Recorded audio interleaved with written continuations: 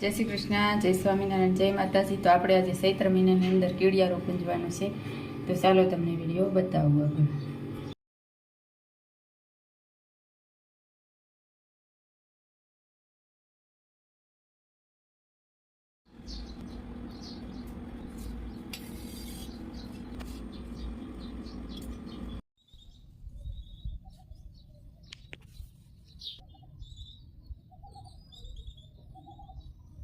તો અહીંયા આપણે કીડીઓના બધી દર છે, તેમાં જો આપણે કીડિયારો પૂરી દેશું.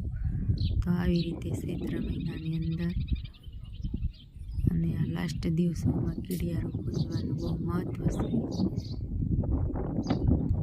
તો વિડીયો પસંદ આવે તો લાઈક કરજો, સરસ મજાની કોમેન્ટ કરજો. ચેનલમાં નવા હોય તો સબસ્ક્રાઈબ કરજો.